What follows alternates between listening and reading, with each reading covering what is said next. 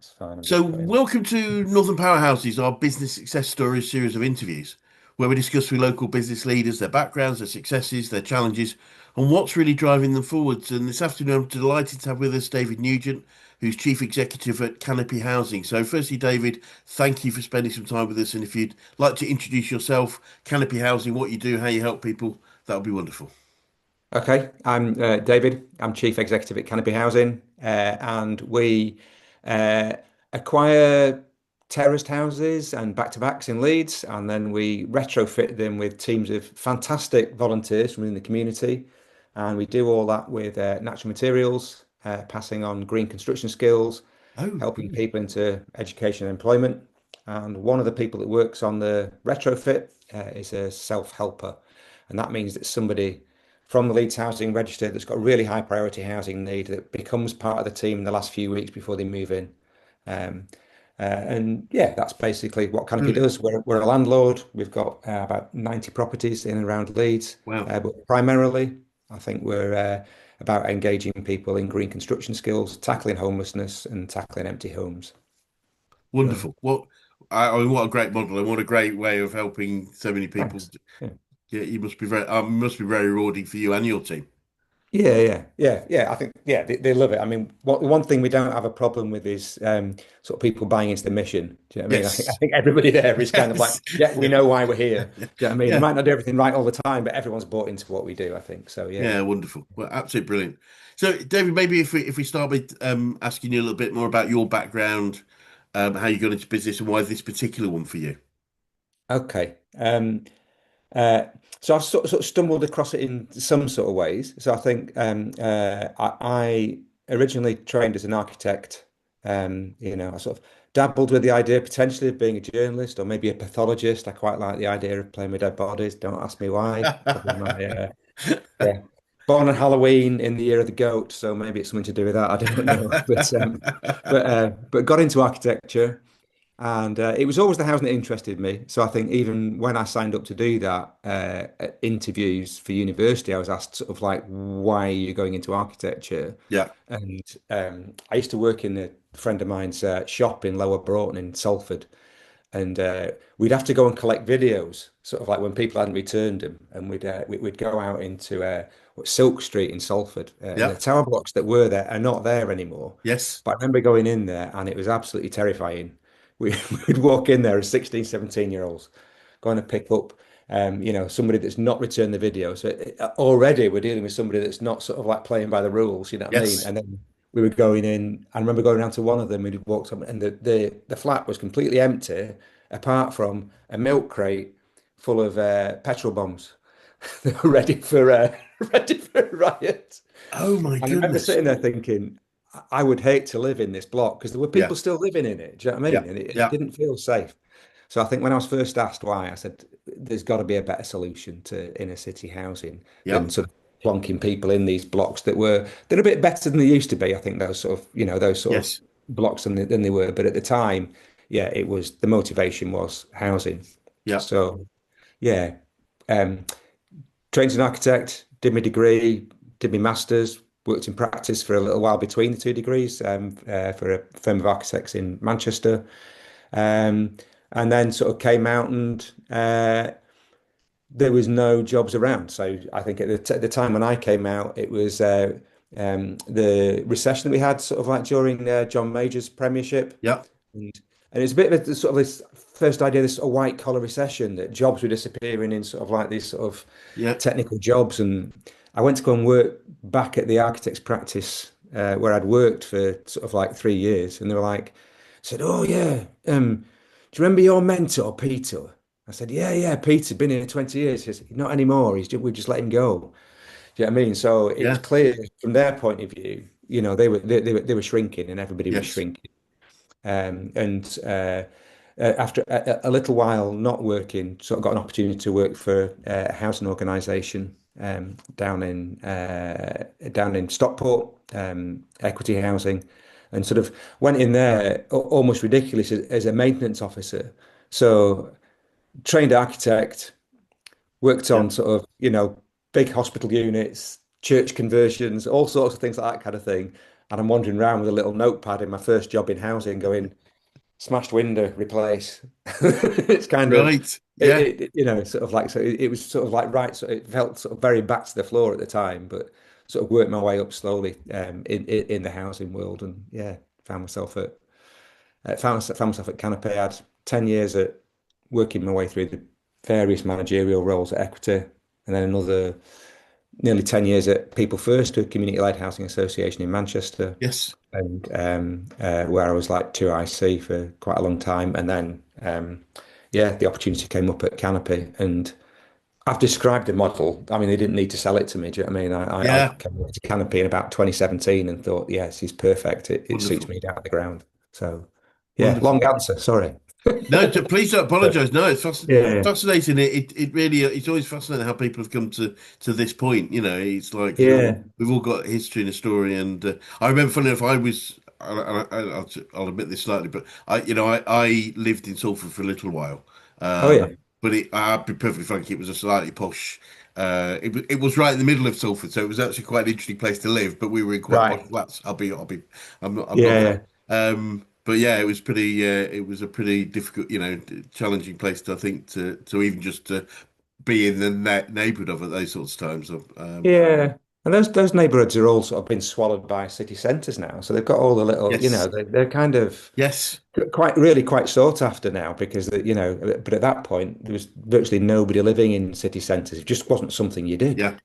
back in those days. So yeah, No, yeah. it was a great time of my life actually. I was saying something the other day. We every Sunday we go and get a because not far walk into Manchester into that sort of textile area, and Mm. there was a lovely cafe that served these amazing curries, and it was just literally it was either meat, vegetable, or keema. Have a Oh curry, yeah, yeah. couple of beers in the Mark Addy down by the river, and then go and watch Salford play rugby league. It was a pretty good Sunday afternoon in general. So fond memories. Fantastic. Yeah, sounds Um, great. Yeah. looking at Canopy itself and as it's grown and develops, what are some of the Mm. biggest challenges you've had to overcome, David? Well, when I arrived, it was sort of reasonably established. It's sort of been through three sort of phases, really, Yes. Canopy. So it's been going 25 years, and I've Brilliant. been there for the last 8 or 9, kind of thing. Yep. So it set up initially. It was born out of the urban renewal areas. Yep. So so Leeds City Council was going round uh, doing an urban renewal project around the Burley area of Leeds, Yep. and we had two couple of students, Mark and Juliet, who were working on another project retrofitting properties, and they spoke to Keith Gibson, who was like the local urban renewal manager in the area, Yep. and said, you know, can we have one of your properties? Can we? And if we'll do it up, we know it's derelict. And we'll do it up, and then we'll let it to somebody from your housing register in Leeds, kind of thing. Brilliant. And then we can pay for them. We can pay for the retrofit by renting it out afterwards. And and I think sort of to their surprise, he said, "Oh, well, yeah, why not? Do you know what I mean?" Yeah. Yeah. And at that point, Leeds City Council, they'd got a number of properties that they didn't sort of know really what to do with. So part of urban renewal allowed the local authority to take possession of properties that had run a bit derelict and they're a bit run down. Yep. And they weren't necessarily properties that a big local authority wants to manage, all pepper potted all over the place. So they agreed to do it. So the first office that they took on was it was on a 5-year lease initially. Well, it's the first property, which is now our office. It was a house originally, but it's now our Right. office. And that was, yeah, a 5-year lease. And they repeated that model for a few properties whilst the urban renewal thing was going on, carrying on leasing these properties for 5 years from the city council. Um, I mean, I've already said one of them is still our office, so clearly these 5-year leases were extended at Yes. some point, kind of Yes. thing. So they sort of rolled when they happened. So if the end of the 5 years come, if Leeds didn't intervene and Canopy didn't intervene, it carried on being Canopy's property. Um, but that over time became sort of quite difficult. So I think the sort of so the first thing is sort of like trying to get us going in the first place, and the Yep. second bit. Um, was how do we make a sustainable financial model? Because we had about 40 odd properties by 2014, 2015, Yes. but we didn't own any of them. Yeah. They were all just leased Yeah. from the city council. Yeah. So, and some of them are beginning to go, well, it needs a new kitchen, it needs a new bathroom, and how was this going to get paid for? Yeah. Um, and there was a program that came out from the coalition government. It was actually a Lib Dem policy, Yeah. um, which was the empty homes program.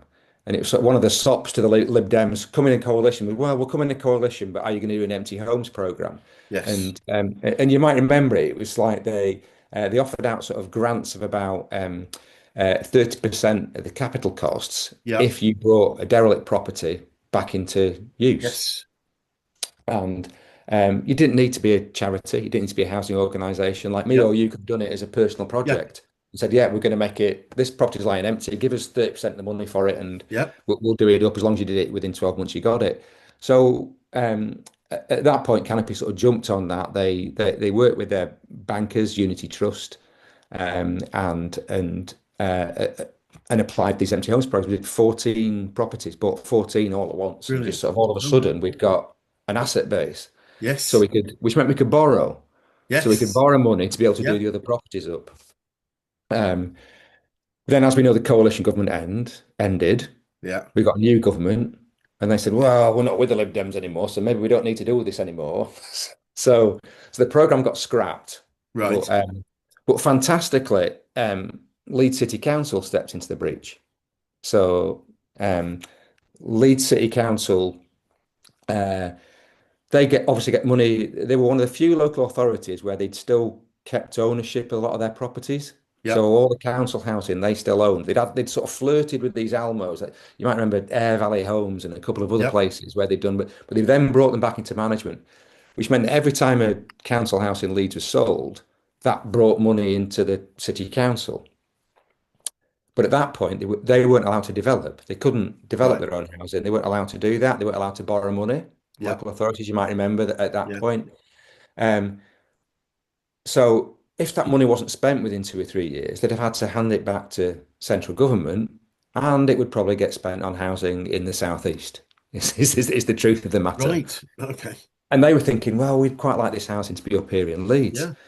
So hatched up this plan with Canopy and Latch and a few others around in Leeds, saying, well, maybe we could use this right to buy money to fund these Yeah. organisations. So what they did was they said, well, when we sell properties, let's put it in this pot and let's recycle that money around organisations like Canopy and Latch, which is what they did. So they sort of replicated Brilliant. the government's program and said, Yes. okay, well, we'll give you 30% capital grant towards the purchase and retrofit of these properties that you Brilliant. buy, kind of thing. So we carried on doing that.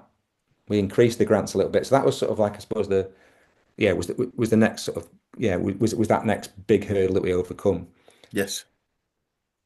And then the only other sort of big thing, so the thing that was sitting there, so when I arrived, was we'd got all these leased properties that I mentioned earlier.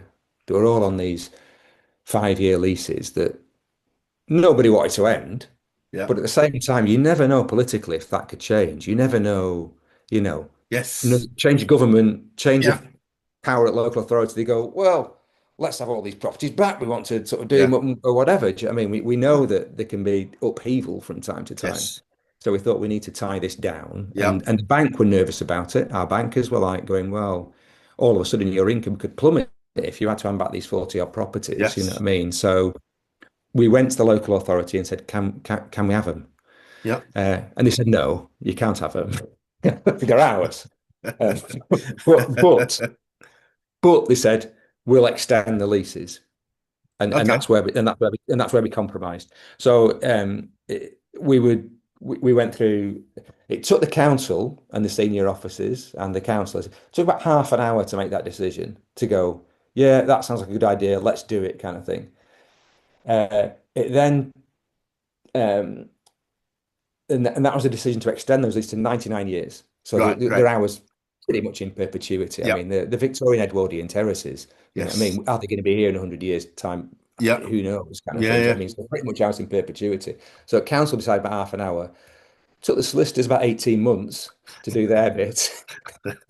It's like, but we want to do it. They want to do it. Can you just give us a document to let us do it? 18 months it took. They found all sorts of little bits and pieces here and there, but we did do it. So, Brilliant. and it meant that, yeah, our asset base went from about, I don't know, 1.5, 2 million to about 5 or 6 million Yes. overnight, pretty much. Yeah. So, yeah. Brilliant. So they were biggest challenges. Yeah. Brilliant. And you know, whether it's the challenges or the successes, what are the biggest things you've learned about running and growing a successful organization like yours? Um, the people are key. Yeah. I mean, I think that in a small to medium-sized organization, like I say, we don't struggle with mission, but obviously, like you Yes. struggle, everyone's got their own little foibles. Do you know what I Yeah. mean? And you've always got, and um, getting people, getting the right people in the right places, doing the right things, I think is absolutely critical. Yeah. And I've always, some people in management will say they'll define a job and they'll say, right, that's in their job, get them to do it. You know what I mean? Why aren't they doing it? It's not in their job. I've always been very much horses for courses. Do you know what I mean? Yes. If Yeah. that's in their job and they're not very good at that, let's get somebody else to do that. Let's get people doing the stuff they're good at and doing the stuff they enjoy doing, and you'll get a lot more out of them, I think. So, Yeah, no, yeah. 100%. I think it was exactly that. I think a guy called Brian Tracy talks about the most successful individuals, teams, and organizations are the ones where most Mhm. people spend most of their time doing the three things they really love and they're really good at. Uh, Yeah. you know, and it's not surprising that we like what we're good at and we're good at what we like, sort of thing. And it's like Yeah, yeah, exactly. Yeah, let's yeah. not try and put round pegs into square holes. Let's find the right holes for the right people. Yeah, Um, yeah, it, it's yeah. interesting you say also that the idea about the right seats and the right buses. I think it was a guy called Tom Peters that talked about that quite some time ago. But what I often say to people, which is where obviously you don't have this challenge, is we've got to get the right people in the right seats, the right bus going in the right direction. But our job as Mhm. the CEOs is to put the destination on the front of the bus. Yeah, Because if yeah, we yeah. don't do that, then it's actually a magical mystery tour, which Yeah, may yeah. or may not attract the right people. But, it might do. But yeah, when you've got clear mission and purpose, then it's a lot easier for the right people to get on the bus in the first place, I think. Yeah, yeah, yeah, absolutely. Yeah. And I think you're aware we're a business coaching organisation, David. I'm just keen to know who the best coaches you've worked with, whether that's business, sport, life in general. Who's had the biggest impacts on you? Um, I can be quite, uh, yeah, I can be quite rebellious when I'm being coached. I'm much better with somebody that just put their arm around me and try and sort of, gentle tones work well for me. I've had two or three, I think. I think at the architect's office, I worked with a Yep, guy called Bob Clark there. And he was really trusting of me. He got the best yep, out of me, I think, early on. I'd sort of come out of university at sort of 21, and it was like, yeah, no, you go out on site and you do that yourself, and just get on with it, kind of thing. And we'd have catch-ups and check-ins, kind of yep. thing. And I think I couldn't believe what I was being trusted and allowed to do at 2021, kind of thing. Do you know what I mean? It's like, oh, it's just let me do that, kind of. Okay, that's great. That works well, but also. Um, Good critic, somebody will tell me what's going wrong as well. I think, Yes. or what's not quite right. So, yeah, there's a guy called Tom Barker at Cat. So I think that the bit that I missed out of my story sort of about 10 years ago, I think when things weren't, I wasn't enjoying housing that much, kind of thing, Yep. and wanted to do something a little bit different, and I took 2 years out. Well, I didn't take 2 years out. I studied, well, took 2 years to study part time at Centre for Alternative Technology in Wales. So I did a Oh, yes. um, Aberystwyth, I yeah. think, isn't it? Is that It's not. It's yeah. It's Machynlleth? Machynlleth, but Machynlleth. Yeah, yeah, yeah, not far Machynlleth. Yeah. from. I'm Yeah, yeah, I'm I'm from that yeah. part of the world, so I know I've never been, Okay. but I'm from the Flint Peninsula, Yeah, so a bit further north. yeah, yeah. So I did a sustainability masters there, Brilliant. sustainability adaptation, and it was Yeah. like kind of thought we need to sort out something to do with the planet, and I think Yeah. that helped me. That definitely helped me move. I don't think I would have got the job at Canopy if I'd Yes. not done, you know, shown the wherewithal to Yes. do that off my own back, kind of thing. And lovely place. I recommend it to anyone to study there, particularly if you do it part time. It's fantastic because you spend 8 full weeks just in the beautiful countryside Yeah. in Machynlleth. So, and then you go back to work for a bit, and then you go there for a week, and it's just amazing. It's Yeah. fantastic. And there's a guy there, Tom Barker, who was who sort of really sort of challenged me about whether I was sort of doing things right. There's a lot of people that are just sort of going, "Oh, that's fantastic. Oh, that's great, Dave," and sort of very sort of yes-like. Do you know what I mean? Yes. And I think sort of I remember getting marked down by him a couple of times and him talking to me about why that was and things like that. And he'd set us sort of some quite sort of testing things. And I Yep. remember one of the things we had to do like a PowerPoint presentation, a 10-minute PowerPoint presentation, TED Talk, whatever you want to call it. Come back in the room on an essay that we'd just done. We walked into this room, and a lot of them had been, we'd all got different tutors they'd all gone in with. And I walked in, and Tom just sits there and he looks at it, he goes, the first thing you'll notice when you come to this room is there's no clock in the room. Like, so like, oh, okay. And he says, I'm just letting you know that I'll mark your presentation on how it is, kind of thing, and I'm going to dot your mark for every 10 seconds short or over 10 minutes that you add. I just sat there going like, I, and it was like, and it sort of set me in a bit of a pat. I mean, yeah, I was 20 seconds short. Do you know what I mean? So it's like a couple of marks kind of thing. Do you know what I mean? But the whole way that my brain focused when I did it, do you know what I mean? And the Yes. learning sort of like from sort of, Fascinating. okay, it's not going to be that straightforward every time you go in and present things. Things are going to Yes. get awkward because I think I was always a bit ambivalent about presenting. I trained as an architect, and one of the first things they get you to do is pin your drawings on the wall and talk about them. Yep. So you're fairly comfortable at talking in front of a group of people right from Yes. 18. Do you know what I mean? It's like it's really, really horrible for the first 6 months, but Yep. then you get used to it and then Yep. you just do it. But then when somebody goes, no, it's 10 minutes and that's it, and there's no timer, and you just so all the time you're trying to like concentrate on the on that, but you're also thinking, is my time up? I don't know, and trust yourself. Do you know what I mean? But Fascinating. yeah, there was always like little bits of challenges, and it's just kind of he'd always try and push you a bit, and yeah, I like that. Fascinating.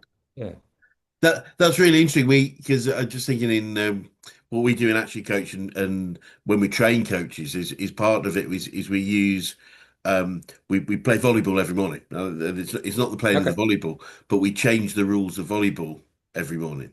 So because okay, we're looking at how people adopt to change under pressure. So yes, yeah, yeah, things like we'll change the shape of the court, or you'll take people off a team and put them onto the other team, or specifically to see how people can adapt and adopt. I think we did one. I think we did one with the one I always remember, which doesn't sound like it was being really crap, but basically you can only have one person facing forward at any one time.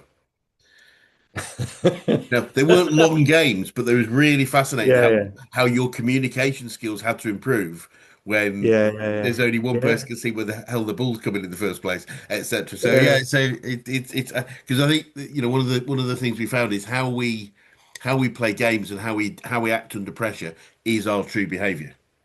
yeah, And it absolutely, really yeah, comes out. That's absolutely fascinating. So, having gone there, were you? Obviously, you said that Canopy adopts um, renewable construction techniques. Is that something you brought from the work yeah, that you did in yes. McIntyre? Brilliant. Yeah, yeah. I mean, I think that their early buildings were sort of done in a kind of like the TV does them, like George Clark might do them. Do you know what I mean? New Yep. kitchen, new bathroom, but not a lot Yep. of focus on insulation and things like that. Yes. They'd started doing some super insulated properties before I got there. So they were sort of like really thick chunks of the sort of pink insulation PIR, Yep. and then when I came, we changed the materials that we're using. So we started using wood fiber, sheep's wool, lime, all these Yep. more natural materials that aren't fossil fuel derived. And yeah, that came directly out of the stuff at Cat. Yeah, yeah, Yeah, no, it's brilliant. Yeah, no, it's interesting that because say I was brought up in Llyn Peninsula, so that's sort of mm, northwest of Machynlleth, and we lived in a farmhouse, and of course, the walls were about 3 foot thick, so they yeah, naturally there was another natural way of insulating the winter and keeping cool in the summer without needing to heat or cool the buildings, which is yeah, so they yeah, they knew that we were doing a long time ago. So, Yeah. yeah, But and obviously you mentioned a few of your mentors, whether it's to them or any other source. Do you have any favorite quotes or sayings about business, success, life in general that you can share with us? um, one I always fall back on is a Bertrand Russell one, and it's become even more relevant than it ever was.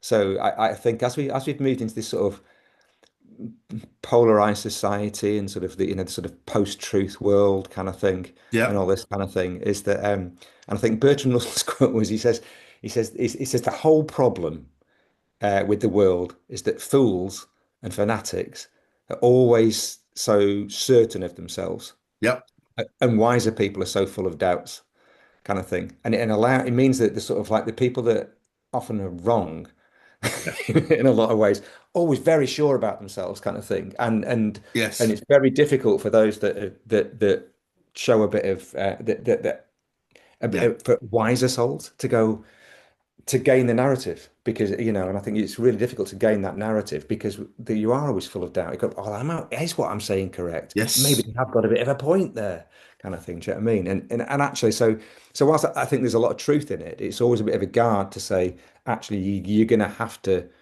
sound a bit more sure of yourself if you're going to bring the fools and fanatics along with you. yeah. That's an interesting point. Actually, yes, It's like, the false fanatics need the surety, whereas, yeah, I yeah, mean, curiosity is a trait of most successful people. And yeah, yeah, curiosity would suggest there might be a different way of doing things constantly. yeah, That's why people yeah, stay yeah, curious, isn't it? Is yeah, I think I'm doing the right thing, but I might just want to keep checking. Um, yeah, Oh, fantastic! I love that yeah. one. And any favorite books or podcasts that you can recommend on any subject in general? But Oh, yeah. What have I got? I have a string of bits of podcasts that I listen to, a few books. I don't know. I've just finished Bent Fleabjerg's book, How Big Things Get Done. That was recommended to me by Melissa Mean at We Can Make in Bristol, oh, uh, right, and I had to pick it up because I'd read a few of his books when I was doing my masters at CAT actually, and he was a planner originally, kind of thing, and he just talks about how big projects become sort of like massively successful, and he talks initially about comparing the Sydney Opera House yeah, in Australia with the Guggenheim Museum in Bilbao. yes, And we all know sort of both of those buildings, and we know how beautiful the Sydney Opera House is. And we often don't think of it as a massive failure, which it kind of was, kind of thing. So it's a beautiful piece of sculpture, but went ridiculously hundreds of times over budget. yes, of course, You've got this the architect John Hudson. Everyone's like, yeah, John Hudson did the Sydney Opera House. What else did he do? Not a lot else. It became all around that project, yes, whereas Frank Gehry that did the Guggenheim, hundreds of projects, hundreds of big projects, do you know what I mean? Kind yes, of thing. So, talks about the sort of, a lot about the value of the value of planning and the value of getting that sort of buy-in early on, a clear vision yeah, and a clear plan, because basically, the Opera House was commissioned when it was a really vague sketch. They didn't even know if it could be built. It was yes. kind of, here we go, that'll do. And, you know, yeah. So yeah, it's a good book, well recommended. And whilst he's an academic, an Oxford academic from Denmark, that's just in really accessible language and entertaining Brilliant. read. So Yeah. that's how big things get How done. big things get done. Bent Fleabjerg, Flyvbjerg. Brilliant. Yeah. Well, Yeah. I'll look that up. Thank you. Yeah. And just on the topic of learning, what would you say you've learned about yourself throughout your journey so far? Uh, I, trust yourself, but take advice. I think. You know what I mean? I think is a key one. Um, I think I've learned again. I think I'd go back to that Bertrand Russell quote again. I think it's about sort of like trying to sound certain when you're not certain, kind of Yes. thing, which often takes planning and preparation. So knowing that if you're going in somewhere and you're getting a message out, then yeah, get yourself well prepared, be clear about what your message is as you're going in. Because if you hear the message that's going around in my brain all the time, that's absolute chaos. So it needs to be planned. Yes, yes. I do a lot of work on behavioral profiling, and I tell people, I said I didn't know any of this with my first business. I did. I've learned it since I became a coach. But Yeah, what was what was the light bulb moment was, before I learned it, I used to think everyone thought like me, which would be a bit of a crazy, messed up world if they all did. But the point is, yeah, we all don't think in we all think in different ways. So it makes sense to understand more about how other people think, so I can communicate in their language, not mine, if that makes sense. So yeah, yeah, yeah, it's yeah. yes, and it's a really interesting point you make, and to just go back to it is that point about as I say, it's quite well known that successful people typically are very curious. They are always assuming things that, might be better and different, etc. Always trying to improve. But your point about, however, when we are leading, we need to lead with surety. Mhm. Mm, Um, where we headed. Well, I don't really know. Let's have a think. That's not mm. really effective, is it? So there's that combination of unsurety and surety needs to be positioned in the right way at the right time, I guess.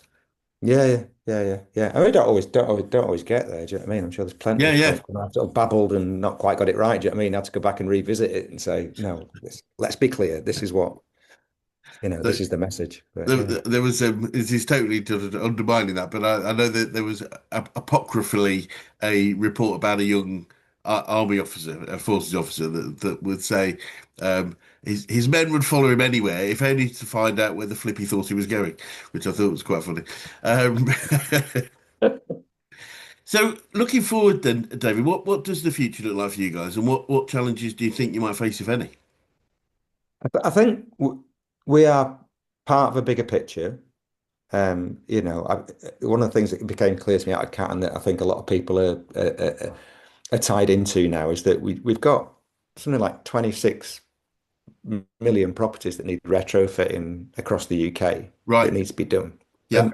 And government's Wow. doing something about that, Yeah. but they're doing the stuff that they can sort of manage. So you'll speak to big housing associations and they can be doing a whole estate's worth. Yeah. And you've got big contractors that can do an estate worth of properties. But social housing's only sort of like about 4 or 5 million properties kind of thing. Right. Somehow there's another 20 odd million out there Yes. that are Yes. owned by private landlords Yeah. or they're owner occupied. Yeah. And getting them done um, Yeah. is going to be really difficult, I think, because those big contractors aren't going to want to do it. They're not going to want to knock on my door here and go, "Hi, we're a huge, great construction company, and we really want to do the retrofit in your house." Do you know Yeah. what I mean? Kind of thing. Yeah. They Yeah. they only want to come along if they got the whole estate, kind of Yes. thing. And we've seen from the Eco 4 debacle that that you know, was it 90 odd percent of the work that was done under that scheme just didn't work, kind of Yeah. thing. And that means you've lost the faith of Yeah. homeowners and the faith of private landlords. It's like, who do they go to? Yes. And I think one of the key things for us, I think, is getting the construction industry better trained. And I think the government would be Yeah. better off putting its money into good training and getting Yeah. people that are equipped to deliver the work, and then they will deliver the work. They'll find the work and they Yeah. deliver it. But at the moment, if there's nobody to deliver it, there's no point dishing out Yeah. grants and loans to allow people to do it if there's nobody out there that can do it. We go out to, we were looking for heat pump fitters for a couple of our properties Right. and spoke to some heating engineers and says, "Oh, can you recommend a heat pump engineer that will install some things for us?" And they said, "Yeah, across Yorkshire, I can recommend two companies that I would recommend and say, Yes. yeah, they will definitely do that. There are others that can do it, but there's two Yep. that we would work with."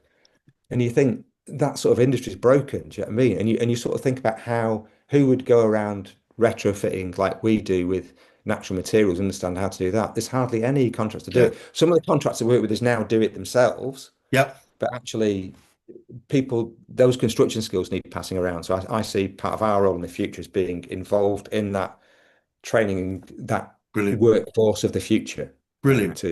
to work on those things, I think. So yeah. Oh, wonderful. Oh, that'd be great. Yeah, that sort of the education of others, to be able Yeah. to. Yeah. Wonderful. Um, Well, look, final question. What would be the best advice you could give an 18-year-old you if you could go back in time and do that, David? Uh, Probably stop smoking.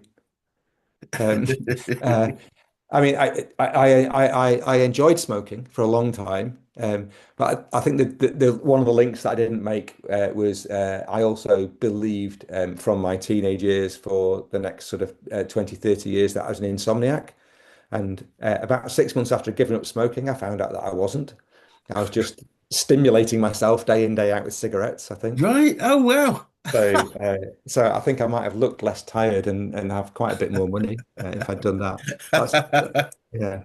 So it's probably that, and yeah, and reassurance to trust yourself because I don't, I don't, I've Yeah. made mistakes, but I'm quite happy with what I've done with my life. So Yeah. just trust yourself. Yeah, yeah, I think it's very, very sound advice, isn't it? I think unfortunately at 18 we're quite yeah, I mean it's quite there's a lot of insecurity going on, especially probably in the current world with so much effect of yeah, social yeah. media and stuff. I think it's way worse now. Somebody said to me recently that I've said to my kids that funnily enough, which I quite like, and he said basically if you're an adult at 18, if Mm. that's then when you're 19, you're a 1 year old adult.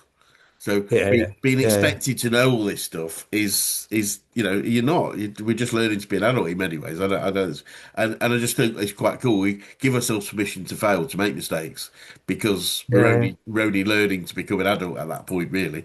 And there's so much more. There's so much more time to go, and just be cool with it. So wonderful. Sound advice for anybody. David, it's been fascinating talking to you, and I really appreciate you spending some time. And for anyone that's watching would like to get in touch with you or Canopy Housing, what's the best way of doing that?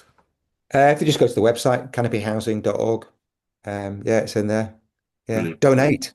Donate, brilliant. Yeah, no, fantastic. Well, hopefully Yeah. this will help highlight some donations. And I mean, it's a donate absolutely. Is there any other things that people can donate alongside cash? Is there skills? Is there are you look? Is there anything else that people that are watching this might be able to help Yeah, them? I think we're always looking for bits of pro bono support around, particularly people from within the construction industry. So Yep. people that can assist us with, I don't know, health and safety audit, bits of valuations, surveys, things like that Oh, kind of thing. right. They would Okay. be, they would be, yeah, fantastic. We have people we can work with, Yep. but some pro bono work can go a long way, really. Do you know what I mean? Brilliant. For few hours of somebody's time Yeah.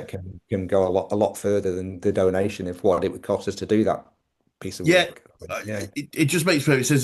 Funny enough, in fact, Mm. there is a organisation I might be able to connect you with. But I did, going back sort of 15 years or so, I worked with an organisation called Smart, what do we call ourselves? Can't remember. But it was basically connecting professionals with organisations at a professional level. So rather Yeah. than with charity, I remember a funny story when we were talking to, we did some work with the guys that run Carl that runs it's the Leeds skate park and LS10, so it's LS skate park, Okay. and they do Yeah. education for kids that have been excluded from mainstream school. I don't know if you're Oh, aware of fantastic. that, but Yeah. Yeah. and I was saying, that rather than a bunch of accountants going and painting a room or doing some Yeah. sorts of Yeah. why don't they do some bookkeeping? Why don't they do some accounting work? Because Yeah. that's the value. Yeah. Yeah. Yeah. Yeah. And Absolutely. I Yeah. remember I remember Carl saying, he said, I know, he said, we got a bunch of accountants from one of the large practices. They came and painted a room for us. And so not only did we have to get it repainted, we had to change the carpet because they screwed that up as well. So it's like, why don't they come and put the value? So yeah, no, so I think Yeah. Yeah. but yeah, no, hopefully somebody watching might be able to do that. But I must make sure before we finish, I'll connect you with somebody that is trying to do that Okay. now Yeah. That'd be good. online through apps of connecting construction companies Yeah. with social organisations. So that might be helpful. I'll dig that up before we go. David, it's been fascinating to talk to you. I really appreciate your time, and maybe it'd be great to swing by another 6, 12 months and just see what the next stage of the Yeah. development for you and Canopy Housing will be. Sounds good. But for now, thank you so much for your time. Yeah. Thanks, Chris. Thank you.